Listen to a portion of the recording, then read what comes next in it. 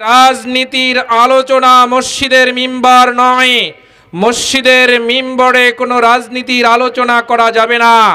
হ্যাঁ, এক দৃষ্টিকোণ থেকে এই কথা সত্য যে মসজিদের মিম্বরে বসে কোনো কুফরি রাজনীতির কথা আলোচনা করা যাবে না, কিন্তু মসজিদের মিম্বার থেকেই ইসলামী রাজনীতির আলোচনা হবে। যেহেতু নবী আলাইহিস সালাতু ওয়াস সালাম মসজিদের মিম্বরে বসে মসজিদে নববীর মিম্বার থেকে ইসলামের রাজনীতির আলোচনা করা হতো। মসজিদে নববী থেকে মুসলমানের পক্ষ হয়ে অমুসলিমদের বিরুদ্ধে যুদ্ধের ঘোষণা হতো মসজিদের মিম্বার থেকে। সংগ্রামী সহযোদ্ধা বন্ধুগণ, সংবর্ধনা অনুষ্ঠানের এ পর্যায়ে আপনাদের সম্মুখে বক্তব্য রাখবেন যাকে উদ্দেশ্য করে আজকের এই সংবর্ধনা অনুষ্ঠান। এদেশের লাখো কোটি তৌহিদি জনতার প্রাণপ্রিয় সংগঠন ইসলামী আন্দোলন বাংলাদেশ ভোলা জেলা দক্ষিণের নবনির্বাচিত কমিটির সংগ্রামী সভাপতি, আব্দুল্লাহপুর ইউনিয়নের কৃতি সন্তান, আব্দুল্লাহপুর ইউনিয়ন ৪ নং ওয়ার্ডের গর্বিত বাবার গর্বিত সন্তান, আমাদের সকলের প্রিয় শ্রদ্ধাভাজন জনাব আলহাজ হযরত মাওলানা মুফতি নুরউদ্দিন সাহেব। বক্তব্য রাখছেন মুফতি নুরউদ্দিন সাহেব।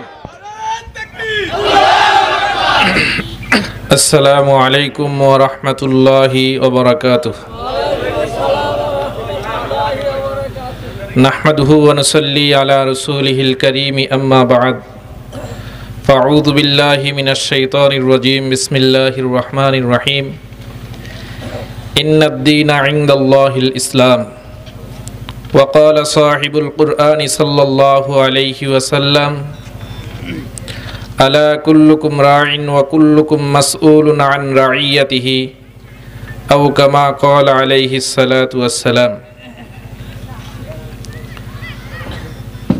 ভোলা জেলার আওতাধীন চরপেশন উপজেলার অন্তর্ভুক্ত আব্দুল্লাহপুর ইউনিয়ন কর্তৃক আয়োজিত আজকের এই অনুষ্ঠানের সম্মানিত প্রধান অতিথি, ইসলামী আন্দোলন বাংলাদেশ প্রতিষ্ঠা লগ্ন থেকে শুরু করে যার অক্লান্ত কষ্ট মেহনতের বিনিময়ে এই দক্ষিণ ভোলায় ইসলামী আন্দোলনের কাজ হাঁটি হাঁটি পা পা করতে করতে এই পর্যন্ত পৌঁছেছে, যার অক্লান্ত ত্যাগ এবং পরিশ্রমের বিনিময়ে আমরা ইসলামী আন্দোলনের দাওয়াত পেয়েছি, সেই ব্যক্তি হলেন আমাদের ভোলা জেলা দক্ষিণ নবনির্বাচিত কমিটির সম্মানিত প্রধান উপদেষ্টা জনাব আলহাজ মোহাম্মদ আলাউদ্দিন তালুকদার সাহেব।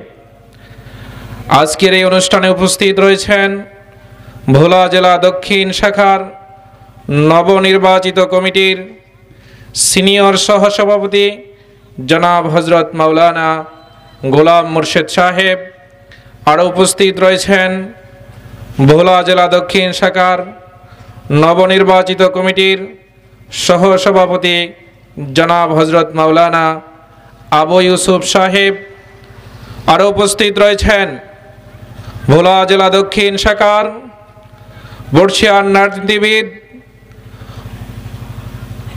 যুব আন্দোলনের সাবেক সভাপতি এবং বর্তমান 2025 এবং 26 সেশনের ভোলা জেলা দক্ষিণ শাখার নবনির্বাচিত কমিটির সম্মানিত সেক্রেটারি জনাব হযরত মাওলানা আব্বাস উদ্দিন সাহেব সহ আব্দুল্লাহপুর ইউনিয়নের সকল দায়িত্বশীল বৃন্দ এবং আরও উপস্থিত রয়েছেন বিভিন্ন রাজনীতিবিদ, সকলকে আমার পক্ষ থেকে ভোলা জেলা দক্ষিণ নবনির্বাচিত কমিটির পক্ষ থেকে আন্তরিক মোবারকবাদ। আসলেই ইসলামী আন্দোলন 1987 সালে কেন প্রতিষ্ঠা করা হলো? আমাদের সাধারণ মানুষের মনের মধ্যে একটা ধারণা রয়েছে যে উলামায়ে কেরাম থাকবে শুধু মসজিদ এবং মাদ্রাসার মধ্যে, রাজনীতি করা এটা তো উলামায়ে কেরামের কাজ নয়। এই ভাগ আমরা করছি কি করি নাই? আসলেই এই ভাগটা কি করা ঠিক না বেঠিক কোনোদিন আমরা কোরআন হাদিসের আলোকে জানিও নাই, জানার চেষ্টাও করি নাই। আমরা ভাগ করেছি উলামায়ে কেরামের রাজনীতি করা কাজ নয়।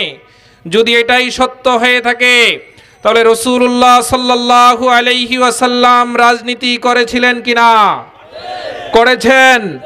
তাহলে আল্লাহ রসুল যদি ইসলামী রাজনীতি করে থাকেন, সেই রসুলের উম্মত যদি আমরা হয়ে থাকি, আমাদেরও ইসলামী রাজনীতি করা দরকার কিনা? অতএব আমরা যদি এই কথা বলে থাকি যে রাজনীতির আলোচনা মসজিদের মিম্বার নয়, মসজিদের মিম্বরে কোনো রাজনীতির আলোচনা করা যাবে না। হ্যাঁ, এক দৃষ্টিকোণ থেকে এই কথা সত্য যে মসজিদের মিম্বরে বসে কোনো কুফরি রাজনীতির কথা আলোচনা করা যাবে না, কিন্তু মসজিদের মিম্বার থেকেই ইসলামী রাজনীতির আলোচনা হবে। যেহেতু নবী আলাইহিস সালাতু ওয়াস সালাম মসজিদের মিম্বরে বসে মসজিদে নববীর মিম্বার থেকে ইসলামের রাজনীতির আলোচনা করা হতো। মসজিদে নববী থেকে মুসলমানের পক্ষ হয়ে অমুসলিমদের বিরুদ্ধে যুদ্ধের ঘোষণা হতো মসজিদের মিম্বার থেকে। আল্লাহ রসুল যদি মসজিদের মিম্বারে বসে যুদ্ধ পরিচালনা করে থাকেন, রাসূলুল্লাহ সাল্লাল্লাহু আলাইহি ওয়াসাল্লাম মসজিদের মিম্বরে বসে যদি ইসলামী রাজনীতি করে থাকেন, তাহলে আমাদের মসজিদগুলো থেকেও ইসলামী রাজনীতির আলোচনা হবে ইনশাআল্লাহ।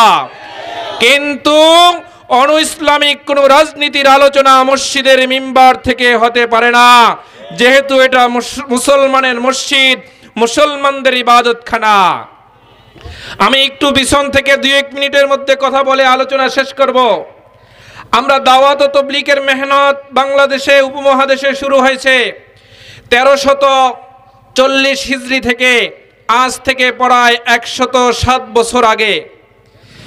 এই দাওয়াত ও তাবলীগের মেহনতের সূচনার কারণ হলো যে কিছু মানুষ মাদ্রাসায় গিয়ে দিন শিখতেছে, কিছু মানুষ হক্কানি পীরদের খানেকায় গিয়ে দিন শিখতেছে, আর যে সমস্ত মানুষগুলি মাদ্রাসায়ও যায় না, হক্কানি পীরদের খানেকাও যায় না, তারা দিন হারা হয়ে কবরে যাইতেছে।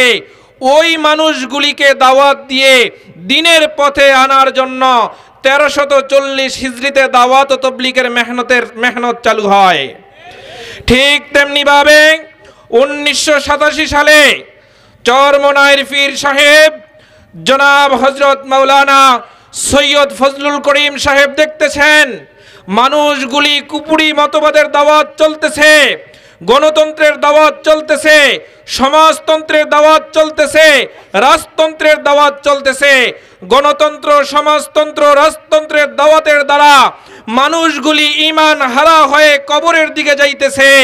এই ঈমান হারা মানুষগুলির ঈমানকে রক্ষা করার জন্য 1987 সালে ইসলামী আন্দোলন প্রতিষ্ঠা হয়। তাহলে ইসলামী আন্দোলন মানে এটা একটা বিপ্লব, এটা একটা আন্দোলন। ইসলামী আন্দোলন মানে কুপুরি মতবাদের বিরুদ্ধে আন্দোলন। কুপুরি মতবাদ হলো সকল মানুষের মতের ভিত্তিতে আইন চলবে, আর ইসলাম বলে আলা লাহুল খলকু ওয়াল আমরু ইনিল হুকমু ইল্লা লিল্লাহ, যে সৃষ্টি যার, আইন চলবে তার। তাহলে গণতন্ত্র বুঝে আসলো। গণতন্ত্র মানে হলো জনগণ যেই আইন করে সেই আইন চলবে, আর ইসলাম বলে না, জনগণ যেই আইন করে সেই আইন চলবে না, আল্লাহ যেই আইন করে সেই আইন চলবে। তাহলে গণতন্ত্র চায় মানুষের আইন প্রতিষ্ঠা করার জন্য, আর কোনো মানুষ যদি মানুষের আইন প্রতিষ্ঠার পক্ষে যায়, সাথে সাথে সে কোরআনকে অস্বীকার করলো, কোরআনের বিরুদ্ধে অবস্থান নিল। আর কোনো মানুষ যদি কোরআনের বিরুদ্ধে অবস্থান নেয়, কোনো মানুষ যদি কোরআনের বিপক্ষে চলে যায়, তাহলে তার ঈমান চলে যাবে। আর ঈমান চলে গেলে ওই অবস্থায় যদি মৃত্যুবরণ করে, আল্লাহ না করুক, ঈমান হারা হয়ে দুনিয়ার থেকে যাবে। তাহলে ইসলামী আন্দোলন কুপুরি বা মতবাদের বিরুদ্ধে আন্দোলন, ইসলামী আন্দোলন জুলুমের বিরুদ্ধে আন্দোলন, ইসলামী আন্দোলন অন্যায়ের বিরুদ্ধে আন্দোলন। ইসলামী আন্দোলন কোনো দলকে ক্ষমতায় উঠানোর জন্য নয়, ইসলামী আন্দোলন কোনো দলকে ক্ষমতার থেকে নামাবার জন্য নয়। ইসলামী আন্দোলন হলো অন্যায়ের বিরুদ্ধে, ইসলামী আন্দোলন কোরআনের পক্ষের আন্দোলন, ইসলামী আন্দোলন প্রত্যেকটা মানুষকে ন্যায্য অধিকার দেওয়ার আন্দোলন। অতএব আমি এই কথা সকলকে আহ্বান করব যে আমরা গণতন্ত্র থেকে ফিরে আসি, আমরা কোরআনের পক্ষে চলে আসি, আমরা সকলেই সমাজতন্ত্র থেকে ফিরে আসি, আমরা সকলেই কোরআনের পক্ষে আসি। কারণ এই দেশটা মূলত পাকিস্তান থেকে, এই দেশটা মূলত ইন্ডিয়া থেকে, ভারত থেকে ভাগ হয়েছে ইসলামের ভিত্তিতে। 1947 সালে পূর্ব পাকিস্তান এবং পশ্চিম পাকিস্তান আলাদা হয়েছে এই দুই দেশে সবচেয়ে বেশি মুসলমান থাকার কারণে। কারণ ভারত থেকে এই দেশ আলাদা হয়ে মনে করেছিল ইসলামীর আইন প্রতিষ্ঠা করবে। আবার 1971 সালে পাকিস্তান থেকে এই দেশ আলাদা হয়েছে ইনসাফ প্রতিষ্ঠা করার জন্য, অন্যায়ের বিরুদ্ধে রুখে দাঁড়ানোর জন্য। কিন্তু আদৌ অন্যায় দেশ থেকে দূর হয় নাই, কথা বলেন ঠিক কিনা?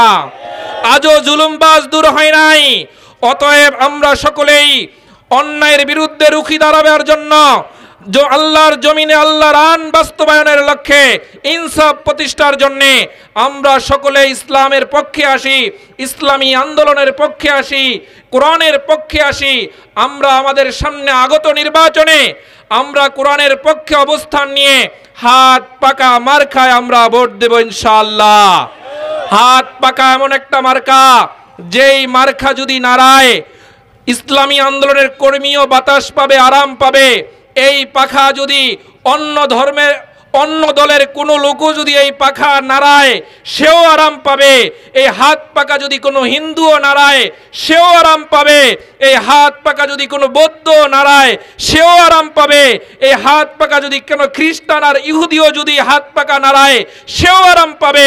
ঠিক তেমনি ভাবে কোন আল্লাহর বান্দা যদি ইসলামী আন্দোলনের পক্ষে আসে, সে মুসলমান হলে সে দুনিয়ার জীবনে শান্তি পাবে, পরকালে মুক্তি পাবে। এই হাত পাকার পক্ষে যদি কোনো হিন্দু আসে সেও দুনিয়ার জীবনে শান্তি পাবে। এই হাত পাকার পক্ষে যদি ইসলামী আন্দোলনের পক্ষ যদি কোনো খ্রিস্টান আর বৌদ্ধ আসে সেও দুনিয়ার বুকে নিরাপত্তা পাবে। যেমনি ভাবে রাসূলুল্লাহ সাল্লাল্লাহু আলাইহি ওয়াসাল্লাম মদিনার মধ্যে ইসলামী রাষ্ট্র প্রতিষ্ঠা করার পরে মুসলমানরা যেমন নিরাপদ ছিল, হিন্দুরাও ওইরকম নিরাপদ ছিল, খ্রিস্টানরাও ওইরকম নিরাপদ ছিল, বৌদ্ধরাও ওইরকম নিরাপদ ছিল। অতএব আপনাদের সকলকে ইসলামী আন্দোলনের পক্ষে আসার জন্য দাওয়াত রইল। এবং আমরা কেন আসব? মুসলমান হিসাবে ইসলামী আন্দোলনের পক্ষে আসা ঈমানি দায়িত্ব, আল্লাহ তাআলার নির্দেশ নামাজের মতো ফরজ ইসলামী আন্দোলন করা। কারণ মসজিদ যেমন কায়েম করি আমরা ইবাদতের জন্য, মাদ্রাসা যেমন কায়েম করি আমরা ইবাদত। মুফতি সৈয়দ মোহাম্মদ ফজলুল করিম সাহেব 1987 সালে ইসলাম কোনো পেট পালার জন্য প্রতিষ্ঠা হয় নাই। ইসলামী আন্দোলন কোনো ক্ষমতা ভোগ করার জন্য প্রতিষ্ঠা হয় নাই। ইসলামী আন্দোলন প্রতিষ্ঠা হয়েছে ইবাদতের নিয়তে। আপনাদের সকলের কাছে আমার দাওয়াত রইল, আগত নির্বাচনে হাত পাকা মার্কায় ভোট দিয়ে ইসলামের পক্ষে অবস্থান নিয়ে দুনিয়ার জীবনে শান্তি, পরকালের জীবনের মুক্তি অর্জন করার মতো আমাদের সকলকে তৌফিক দান করুন। ওয়া আখির দাওয়ানা আনিল হামদুলিল্লাহি রাব্বিল আলামিন। নাসরুম মিনাল্লাহি ওয়া ফাতহুন করিব।